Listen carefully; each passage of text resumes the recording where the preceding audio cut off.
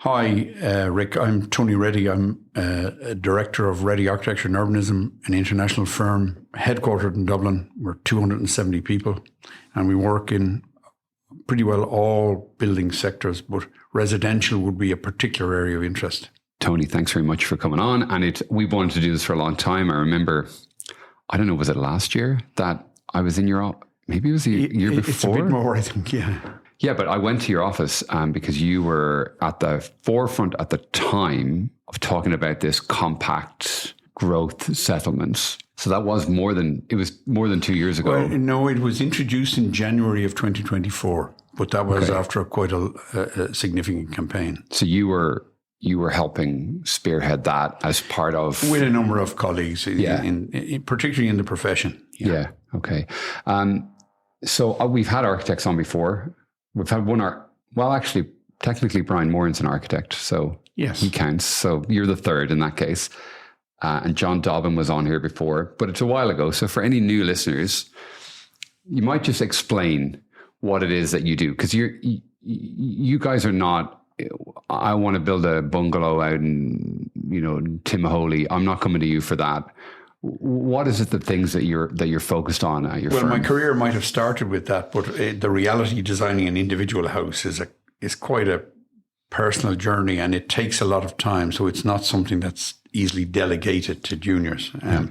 So over the years, our practice has grown. We began to do groups of housing way back in 1982, small town housing infill schemes.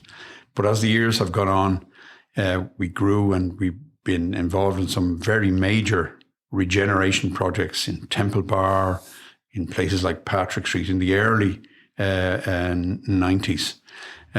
We grew significantly, and our projects grew significantly, and then we had the crash in 2008. At that point in time, we had offices around Europe. I actually decided, ironically, that our skill sets probably were best set in London, where I hadn't practiced previously. Okay. I practiced in New York, but I actually felt we had certain, particularly master planning and urban design skills. And I was involved in the Academy of Urbanism in London. So at a time when there wasn't much happening, we set up a base there. And it took a while. It took about a year, but gradually we began to get appointments. And I think what had happened to the profession in Britain was it had become so inflated that one particular client came to us, said he had 4 architects on the job, one to get planning permission because the people knew the planners, another to replan it to make it commercial, another one then to do working drawings, and finally an interior design. So it was probably a good time to come to that. A lot of people had lost their skills. They were very specialists in a very and the whole industry had been blown apart. God, that's crazy that it would have ended up that way. Yeah. So it was very fortunate, but we were very lucky. We were lucky to work with Ballymore early on. Then we won Berkeley, and now we work with a whole Galliard, Mount Anvil, Barrett's, lots of UK. Okay. Very major PLCs, and that kept us alive until 2015, when there was the slightest signal of growth occurring back home. Yeah. And now would half of your business be outside Ireland? About 40%. About 40%. Yeah, and we've made a decision to make sure, even though now we're very busy in Ireland, we've actually made a decision to be international. Yeah. And actually it's been very good for the firm, because we find we've people in Portugal, in London, in our other offices, actually working on projects in Dublin and vice versa. And so we're building up a wider range of skills. And you're bringing in different viewpoints. Yeah. And that's something that I'm going to ask you about in a little bit. But so you've been at this a long time. You mentioned it, that you practiced in New York. How did you end up, did you always want to be an architect? How did that happen? No one has asked me that for a long time, but I can remember deciding at about the age of 15, I really liked it as that young, okay. Yeah.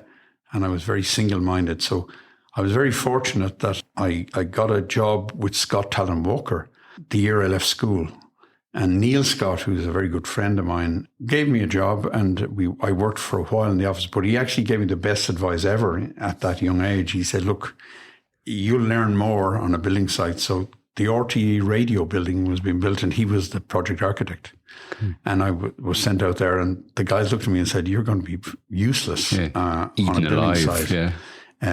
But so they taught me how to survey, and I could do it easily. So they kept me on even in my first year in university. So I learned a lot about buildings, and I realized, and even I went back the following summer. So I learned a lot early in my career about building, and that led me to a very unusual situation. When I did go to America, I had actually included some drawings from the radio building that I'd worked on, and the address was Donnybrook, Dublin 4. And I wrote to all these very famous architects in New York. It was kind of naive, 6 months before I went there. And ironic, it was after the oil crisis. They all offered me interviews. The people in San Francisco actually wrote me lovely letters back saying, we love Ireland, but do not come to San Francisco. It's disastrous for architects. But New York was beginning to just come out. Okay. So I got all these interviews with, I mean, when I look back in the present era, architects would not get to talk to principals in an architectural firm, but they probably had time in their hands. And the reason I mentioned the Donnybrook drawing, the architect John Johansson, who designed the American Embassy, he gave me an interview. He had no work, but he was interested in meeting someone from Ireland because he said he told me the whole story of the American Embassy project. But he said the name Donnybrook brought back so many memories that he just wanted to meet someone from Ireland. But he took the list. He asked me who I was being interviewed by, and he went through the list of 6 people. And he actually gave me a rating on each of them. Like, I got an interview with Skidmore, Owings and Merrill with the principal, Gordon Bunshaft. And he had tough guy to work. But he went through them all. But eventually he came to Paul Rudolph, who had been the professor at Yale. He said, Yale, he had been in college in Harvard with Rudolph. So he said, if Rudolph offered it up, that's the one, go for that. And I went to Kevin Roach of Roach Dinkloo, and Irish American, and he had a bad experience with Irish staff. And the time I came there, they were doing competition, so he was quite grumpy. Okay. He'd agreed to the interview some months before, but in the end, he said, look, he gave me a lecture about Irish people expecting a job when they came to his office. Because he was Irish. Yeah. And he said, look, not only do I not have a job, but I wanted to see the office because it was a famous office they worked in model form. They had this fantastic workshop. And he said, I can't show you because we're on a competition and there was an NDA, we're not allowed anyone in here.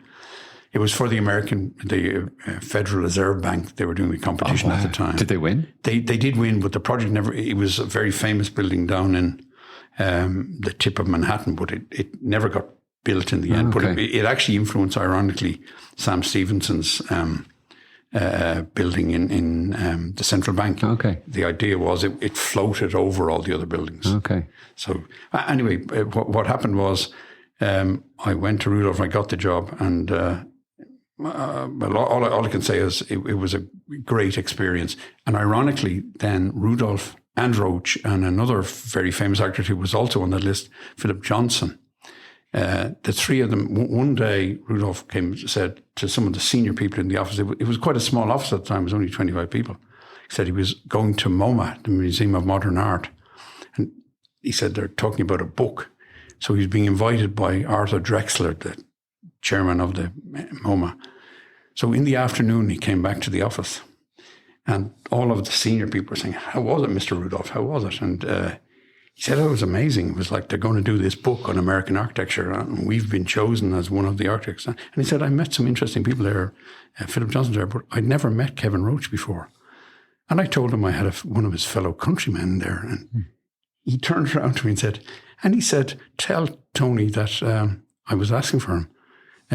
And if ever he wants to drop into the office, drop in. Huh. So it was quite a change. So I stayed in Rudolph's, but I contacted Kevin some months later, and he was very chatty and said, come into the office any time you want. And I'm sorry you couldn't see the model shop, so come up. So I went up and he told me his life story the second time around. He said where I was living in New York was where he had lived, and he was told me he was down and out, having worked on the UN building. But anyway, he said, I'm glad you didn't get the job with me. But he said, now I'm prepared to give you a job. You've made your way in it. So anyway, that's a long answer to your initial question. Did you take the job? I did take the job. Okay. So how long did you stay in New York? No, they were two separate terms. Okay. I went back to university and then I came back. These were summer. Okay. All right. Yeah. Wow. New York, a very different place then. It was a very dangerous place then. Yeah. There was a murder in the building that I lived in. Wow. Yeah, okay. Yeah. And people, you'd walk along the street. It was near Harlem. I lived on the Upper West Side. People would walk close to the building line because there were a lot of instances of people being killed with things being just dropped on them. Wow. Yeah. It was. Yeah. Well, it's a totally different area now. Yeah. The same area. Well, Harlem has become like gentrified and is starting to be $1 million for an apartment there now, which is absolutely. It wasn't then. No doubt. And then I came back and worked with a Canadian company in Ireland, then with Sam Stevenson. Okay. Which is very interesting. You worked with Sam Stevenson? Oh, I did, for 4 years, yeah. I was lucky enough to meet him when I was a kid, because my I don't know, dad knew him through somebody, and I was actually at his funeral for some reason. Yeah, I can't exactly remember why that was, but that was up at the back of Mountjoy Square, wasn't it? Yes, it was. That church. I'm trying to think of the name. I can't remember. Yeah, really beautiful church. Just off Dorset Street. Just off Dorset. Yeah, that's right. Yeah. So that's a while ago now too. Of course, the years passed by. 6 or 7. Okay, so then you came back here. Did you set up on your own? No. I worked with two firms, Murray, a Canadian Irish firm, and then with Sam Stevenson, and then I joined a college friend of mine whose father had died. His father-in-law had died, and we practiced under the name Hope Cup for about 18 months. But then, because of a lot of legal complexity, we set up a new company. Okay. It was called Fitzgerald Reddy, and that existed for some time. Okay. So you've been self-employed since for 1981. 1981. 43 years. Yeah. Wow. 44 years. Yeah. It's a long time. A lot of mouths to feed during that time over the years. Yeah, it's been quite like I think any architectural career, it's up and down. Like the nature of it's like the house building industry. Yeah, it's cyclical, right? Yeah, it's very cyclical. Yeah, it is. Any favorite projects over the years that come to mind? Oh, I think one project that I particularly enjoyed doing, I know it kind of represented also stepping up, was Temple Bar West End. Temple Bar project had been very successful, but the West End was where the residential sector was to be. Yeah. And we were appointed, there'd been a number of firms engaged to try and make it work, and they simply hadn't managed to make it be viable.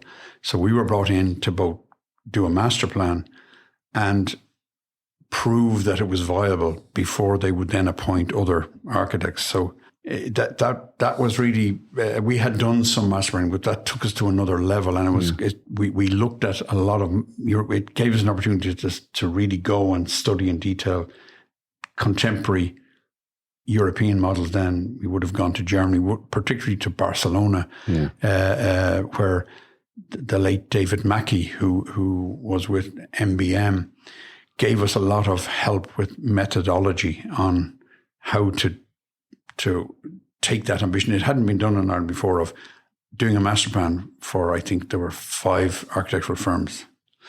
So we kind of designed a scheme that worked. We set parapet height, etc.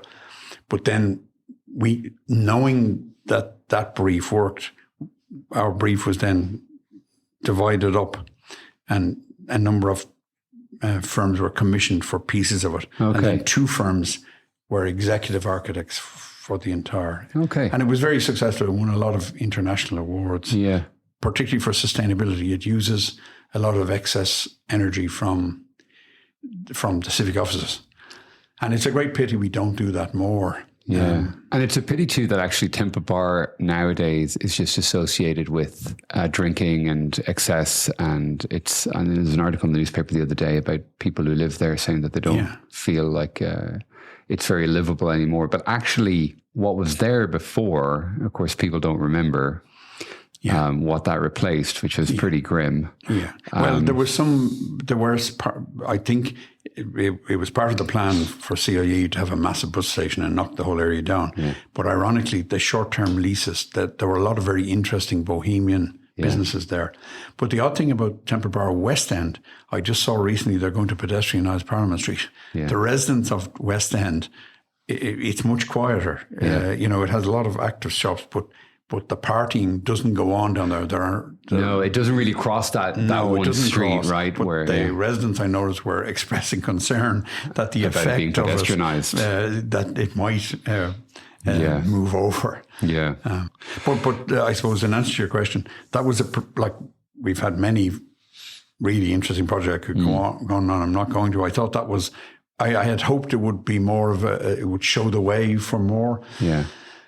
But it hasn't happened, but it did affect our work, and it helped us win work in other areas, like particularly down in Docklands. We would have done a very major scheme in Mare Square, and that in turn led us to winning many projects abroad, particularly in London. Yeah. And so just, Brian, it brings us neatly to really what we're here to talk about. So you got very good at master planning. We're not, as a country, very good at master planning, not just with housing, but with anything. We come up with sometimes lofty, very broad-based plans. Following through on them has been a bit of a challenge for us. I'm not going to go on a big lecture about housing. We all, anyone who listens to this, anyone who gets out of their own house in the morning will know the situation that we're in. One of the complaints that's frequently aired is about the planning system, about how slow it is, how fraught with risk it is. You're an advocate. I think it's fair to say that we need to take some of the lottery out of this and start having very detailed, wide-scale plans put in place that dictates maybe the wrong word, that sets out what the capacity of an area is, what building height should be, what the mix of things should be, somewhat beyond zoning. Is that right? So very much so. I'd actually, rather than use the word, I would say we should have a vision of what our future city or neighbourhoods would be. Yeah. And I often say in advocating this, Britain and Ireland are outliers in Europe in this regard. If one looks at history, the Romans, the Greeks, the signores of the Italian Renaissance towns, our own White Street commissioners, Haussmann in Paris, Cerda in Barcelona, all of those cities, all of those places were planned. Yeah. And it's an irony that we've ended up, again, I mentioned previously that Ireland and Britain were regarded in the early part of the 20th century as leaders in the new profession of town planning. But after the war, ironically, the Labour government in 1947 brought in what was called a New Towns Act. And that was under some threat towards the end of their term, towards the 1950s. They anticipated losing power to the Tories. And the moderate Tories, moderate Labourites actually had a pact, and the pact was this, that the new towns legislation would not be repealed, which was a real threat from the right wing of the Tory party. But the quid pro quo would be there'd be a discretionary planning system, which meant effectively a laissez-faire planning system. And ironically, in 50s and 60s Britain, that worked. And we copied it in 60s Ireland because Ireland didn't really have a desire for planning. De Valera famously said that the luxury of planning was something rural Ireland couldn't afford. But what has happened as society has got more complex and as the appeal system has grown and we've moved on to judicial review, we've simply got to a point where any project of any significance, and sometimes even of minor significance, is a battleground. Yeah.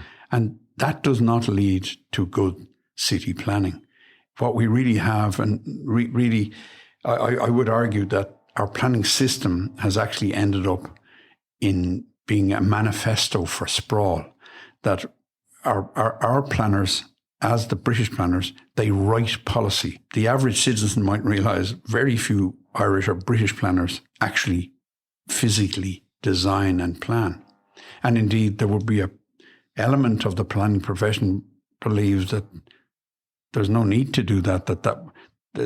But I think there is a growing recognition that kind of laissez-faire attitude taken to extremes leads to a city that is basically determined by its road structure.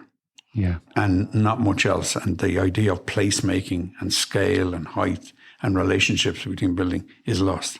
Yeah, which is really a pity, because if you do look at those other European cities, that's not how that went, right? In Barcelona, they cleared away large swathes of the way it was to make it what it is now. Yeah. Well, one of the, I think, nicest cities in Europe to live in, as long as you can afford it. And affordability is a different story. But yeah, that is something that's poorly understood. We hear planning department, and what that actually means is controlling plans that are made by other people, right, on the outside. So developers like me will hire architects like you, and we'll say, here, Tony, here's this piece, this field or this site. We want, what can we do here? And you've got to come up with a plan. Correct. And we've got to spend a lot of time, a lot of money coming up with this to go into city officials who, listen, I'm not criticizing them, but they may have a different opinion as to what should go there. But we don't know that until we've spent all the money and time. And so this sort of back and forth ensues. That's a very good description. It is a back and forth. It's a back and forth. It's like tennis. And it's both informal and formal. When I started work in this, when I got into development, we used to think, as a rule of thumb, it's going to take 6 to 9 months to get planning permission. The assumption now is 2 to 3 years, and getting worse, actually. And we're following British footsteps. Britain now, it can be 3 to 4 years. Yeah, and there's a kind of an acceptance of this. Yeah, we were talking about that before we started recording. That that's just how it is, right? So you build it into your model, but that's no way to be, because the world changes quicker than that. And you see, if you're going to do things on a 3 or 4 year planning timeline, construction then takes 2 to 3 years, no matter what it is that you're building. That's the better part of a decade. Yeah. And the whole world might be completely different by the time you get from one end of that process to another. So that's Ireland and the UK. That's how we do things. Talk to me about Europe. What's the difference? Well, the big difference is that they do plan, and it's pretty well all over Europe. You go, whether it's the Spain, Barcelona, Madrid, or Lisbon, whether it's Helsinki, Copenhagen, Stockholm, Oslo, all of those cities, the city planning department consists of urbanists, architects, planners, engineers, collectively working in teams to plan the city. And I mentioned before we began that I'm in my role as chair of the Academy of Urbanism. We were in Copenhagen and Aarhus, the second city of Denmark, a few years ago. And we were presented with the city plan. And the various parties, the political parties, were all at the meeting. And there were 13 of them, from the ultra-right to the ultra-left. And we were amazed that they all considered their plan, the model, their city. Yeah. And they answered us in that way. They said they were unified in the vision of the city prepared by their planners, and their debate was how they ran the city. Yeah. But there was a unified vision about the physical form of the city. And that didn't mean that someone couldn't have an idea that a taller building here or a different type of building there. That had to go to an alternative system, but it could happen. Yeah. But there was a consistency for the average house builder, the average developer, or perhaps the average citizen about what they had to do. And there was absolute certainty. Yeah. And that's consistent across Europe. Yeah. And I think what has happened in Britain and Ireland is I think we're now seeing, it's ironic that we have a Planning and Development Act of 900 pages. Yeah. Britain looks like, the Labour government look like they're talking about abandoning their entire planning system. It's that flawed. Yeah. And I'm not proposing we start again with our planning system, because I don't think anyone could endure another bout. But there are elements of the new Planning and Development Act which I have hope that, while they didn't take on board everything we said, the one thing they did do is they took on board the notion of urban development zones. Yeah. And that may, if it's taken advantage of and enacted more widely, that could be subsidiary to the development plan and give a vision for the neighbourhoods. I just make a point on development plans. The irony of the city we're in Dublin, we have a 1,200-page development plan. It's entirely in text. There's a couple of maps in it. But I can truly say I almost never read it except the pages that relate to a site I'm doing. One can go online now to Copenhagen, to Stockholm, to Oslo, to Rotterdam, to Madrid, to Barcelona. And you can, and most of them would have it in English, you can actually go to a relatively short document, 100 pages, that will give you a very clear idea, graphic idea of what is planned for that city, where the new neighbourhoods are going to be, where the new transportation is going to be. And it's an informative process. Ours is actually complex beyond belief. And there is no attempt made to make it user-friendly. Like you say, you wouldn't have read it. How would you have read the entire thing? For me, when I go on to the development plan, similarly, we're looking at some project, and I've been at this a while.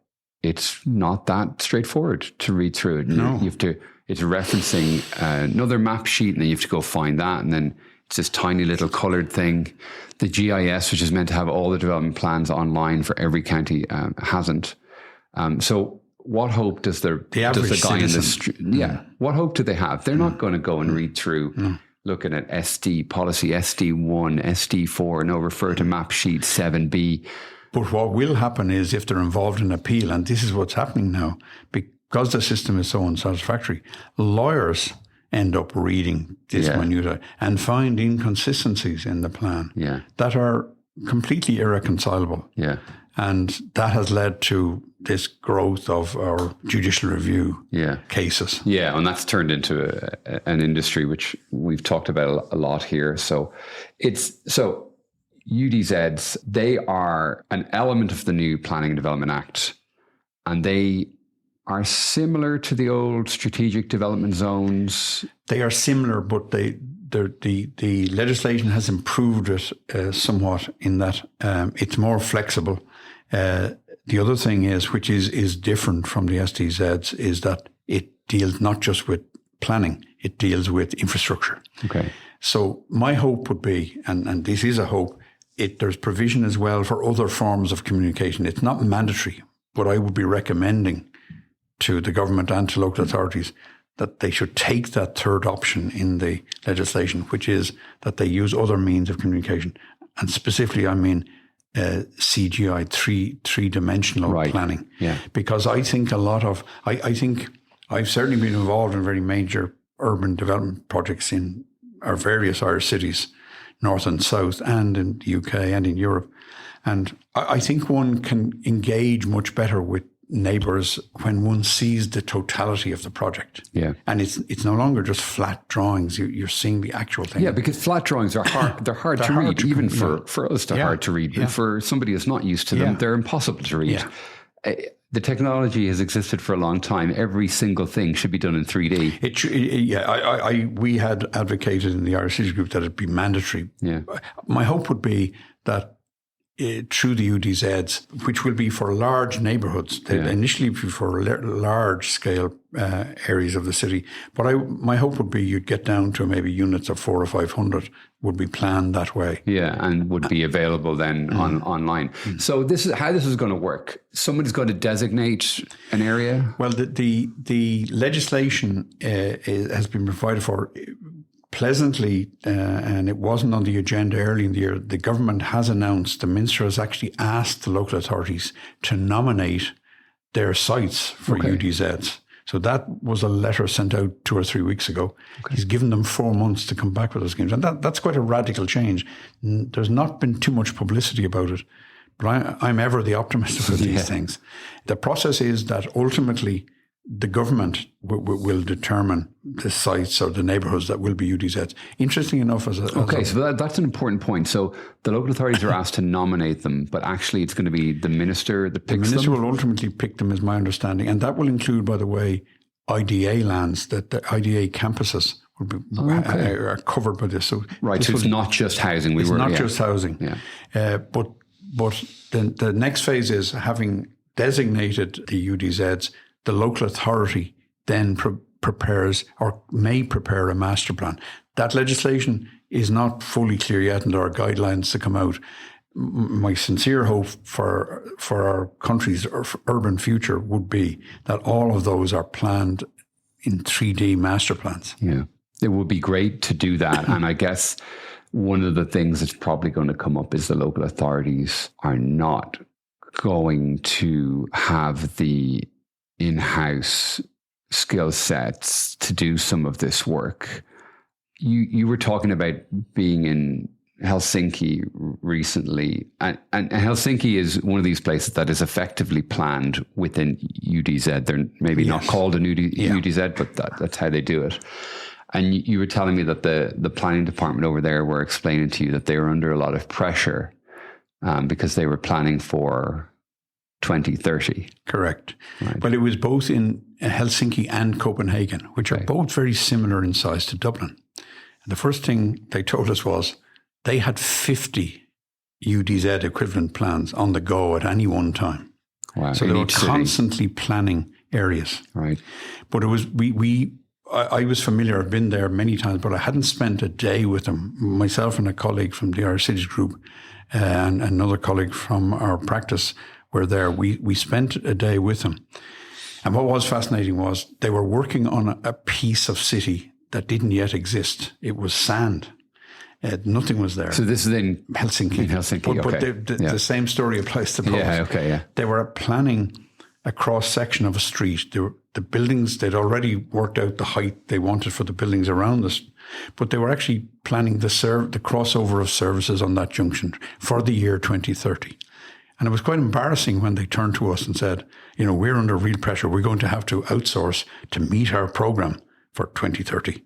And they said, by the way, what year are you on? And we looked at each other, and one of my colleagues said about 1900. Yeah, God, wow. So they go to that level of detail. They plan cross services, everything. Yeah. So then when that plan is adopted, presumably by a vote by local government? I'm not, it's definitely adopted by a similar system to our own. And as I said to you, there doesn't seem to be the political division about it. It's like the city planners have planned it. And one thing that's very apparent in this, the reality and you'll be familiar as well, Rick, most sites have unpredictable problems. Yeah. The reality of the city as a kind of honest arbiter making a decision, you resolve all those issues, whether to keep a protected structure, whether to make sure that the transportation works, that the drainage works, of resolving all those issues to come up with a coherent vision. Yeah. And I keep using that word, coherent vision. The great cities of Europe, both past and present, including the heart of our city in Dublin, were planned in that way. Yeah. And that's why they're successful. Yeah, because the other idea that you do it on a field by field or building by building basis, there can be no coherence. I mean, how could there be, right? Unless the one person was doing all of it. But that's fascinating. So they're planning now for 2030. So and planning, like the commitment to delivery is very different. It's sad commentary that one doesn't have that sense of commitment to program. No, in our country or in Britain, I'd say. Our problem is we follow the British system slavishly, and my message is we need to break away from it more. Yeah, because it's not working there at all. Okay, so they're going to plan that. So then Mr. Builder comes along after that plan has been adopted, or Mrs. Builder, as it may be, or they builder.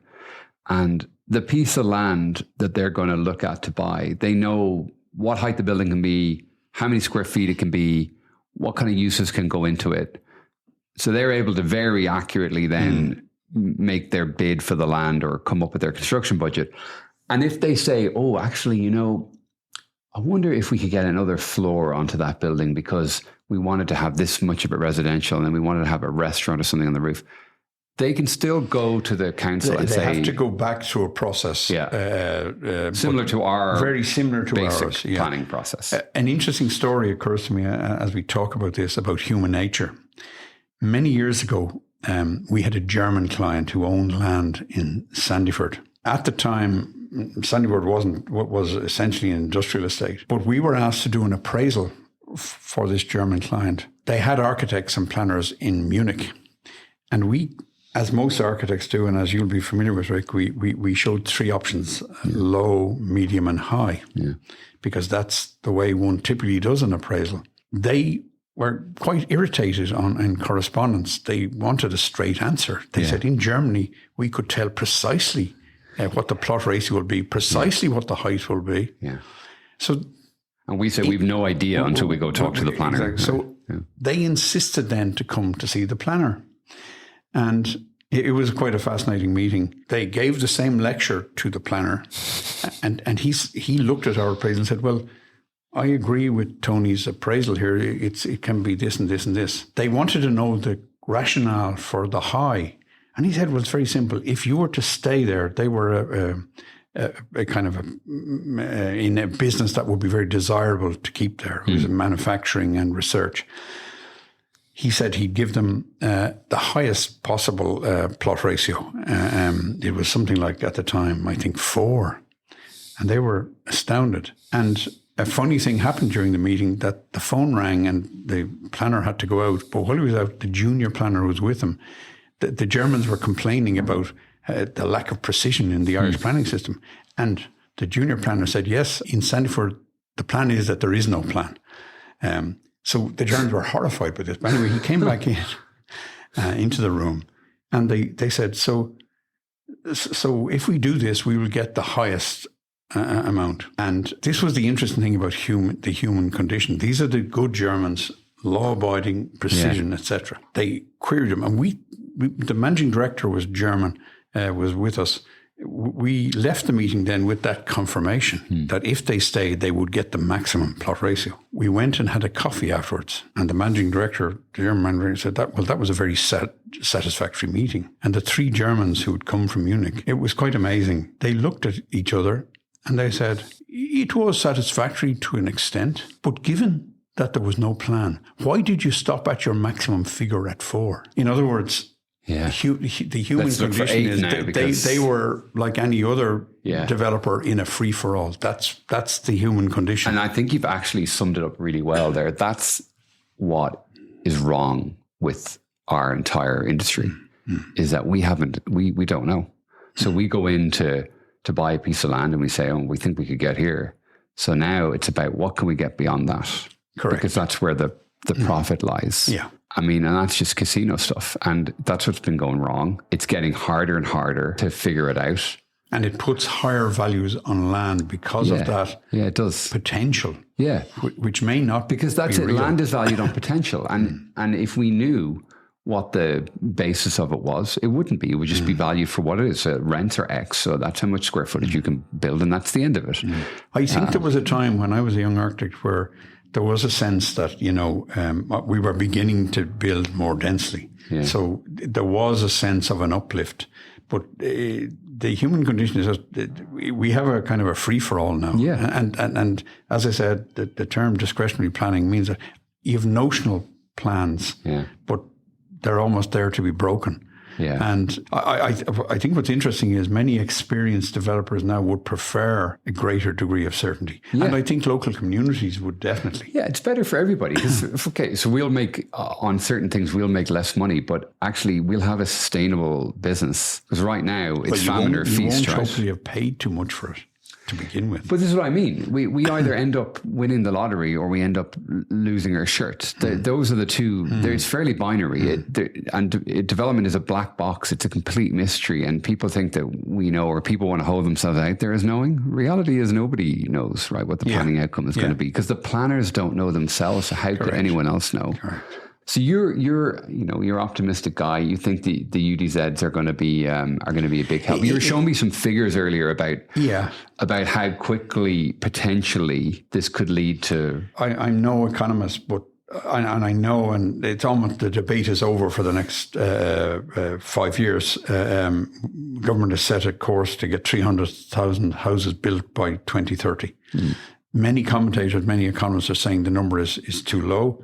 I tend to believe them. I've been making the case recently that the UDZs are our one hope of at least solving one part of our housing problem, and that is that we have plans for it. But the reality is, we need, economists are saying the figure is between 1.2, 1.5 million homes by 2040. It's a shocking figure. That's only 15 years away. It's only 15 years away, but that's what we need. So what that's telling us is we definitely need a different system to help us deliver.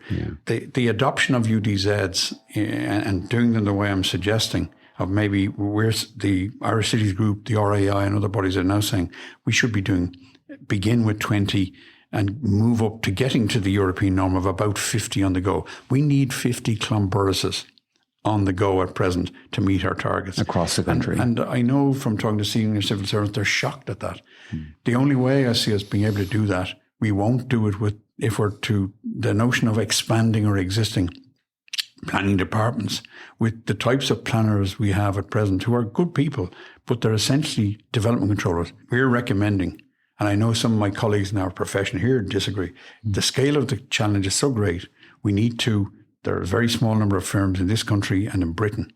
It's not enough to meet the needs of Ireland. We need to hire a group of major master planners from Ireland, Britain and Europe to help initially the local authorities do their plans, but then also to mentor the younger people in those planning departments to be the future planners of our cities for the rest of the 21st century. Because this is a crisis has to be gotten over, as a crisis, any crisis does. But we're all thinking about 2030 and 2040. But what about 2100? 2100? What about, all of the things that happened in Paris and Barcelona, all these places? This was all done a very, very long time ago. And maybe at the time that it was being done, it probably wasn't necessary. But actually having that vision to say, having the vision, we need to build a culture of planning here at the ground. Well, I totally, you're absolutely right. And we hadn't I hadn't thought about this, but the thought occurs to me now that big picture planning doesn't occur in Ireland. Like, I'll give you some examples. I've written recently about this in the Irish Cities book. We know that Dublin Port has advised that in 2040 it's reached its capacity. But it is the engine for the Irish economy. We should be planning now to move Dublin Port to wherever. It doesn't really matter where it goes.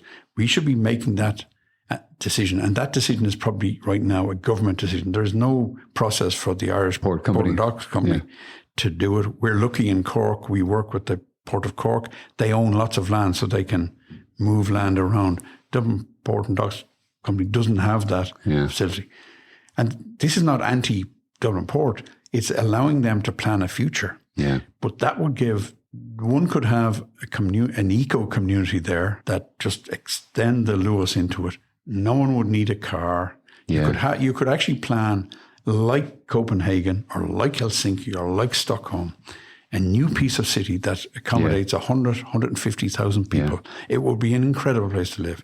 I could go on. There are many other big picture moves that one could make. When you got into that high level of thinking, I give it merely as an example, but our planning system at present does not facilitate that kind of lateral thinking, big picture thinking. No, and that is going to be a huge, well, actually, we're paying the price for it now, really. Let's be honest. That's why we're here. People will come up with all sorts of excuses, the financial crash, or it's because we, had underinvestment, but actually it's because we didn't have any plan. And as late as 10 years ago, we were being told that there were ghost estates. There was no one ever going to live in them. There was these thousands of houses. They were never needed. Well, there was a truth to that in that we did, again, because of bad planning. We built estates. We built them in the wrong places. And I'm not trying to excuse where those places were built, but I'm merely pointing out that an idea that there would ever be too many houses for a population that was growing was severely lacking. And that was the common wisdom up until relatively recently.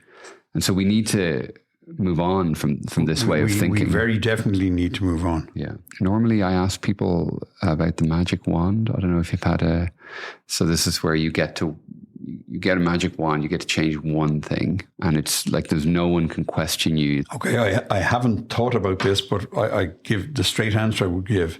If I could do one thing now for our country, it would actually be to change our planning system, get rid of discretionary planning, and actually have a system that followed the methodologies of the Romans, the Greeks, and plan neighbourhoods, plan cities properly. And for Ireland to become a nation of cities. Yeah. I mean, it was interesting that Sean Mulryan recently put forward the notion of a new city in Athlone. Right? Yeah. And we should have that ability to have that sort of vision. Okay, so you would upend the whole thing. I know it's probably not feasible, but like pull it right back, get rid of it altogether and say, okay, from now on, we're going to have plans put in place for every single urban centre. And that plan is going to be 15 years and it's going to be renewed every 5 years. So it's going on a rolling basis forever. And our planners would be planning. Yeah. And then you'd have development control officers. And you then focus on creating beautiful places, beautiful streets, beautiful squares, beautiful parks. Yeah. If you've read a book recently that you like, that you care to recommend. Yeah, interesting enough, I happened to reread two books recently. Jane Jacobs, the Life and Death of Great American Cities. I hadn't read it for about 30 years. Okay. And it's a great read. I mean, it's like, if you're passionate about something. So your bookshelf is heavily focused on... My wife points out to me my bookshelf is too heavily focused on cities. The Life and Death of the American City. Yeah, The Life and Death of the Great American City. The Great American City. I was going to put that on my list because I recently read a book called A Wilderness Most Immense, and it was about the Louisiana Purchase Agreement. It's absolutely fascinating. Let's look that one up. Because when I growing up at the Louisiana Purchase, I would have thought it's like the state of Louisiana, but in fact, it was half the continental United States correct. That was purchased for the equivalent of about 3 cents an acre. Correct. When France needed money, and it's absolutely brilliant book. It's out of print, but you can get secondhand copies some places. I must get that. I'll get you a copy of it, Tony, because it's a wild story. I was in New Orleans not earlier this year, actually. Yeah, and it's a part of America that kind of is forgotten now very much. Yeah. And there's a city actually, because American cities are notorious, but New Orleans was planned. Very planned. Yeah. The centre, the old part of the city is very planned and very beautiful. It's a fantastic some of the suburbs are quite planned, which I didn't know till this year. I found it amazing being around there.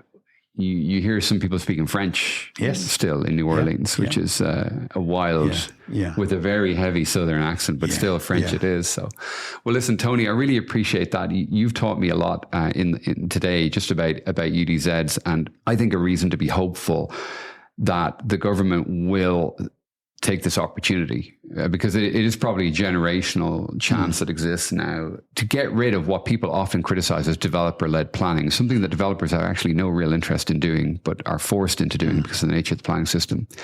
And like you say, to make beautiful places that people can live in.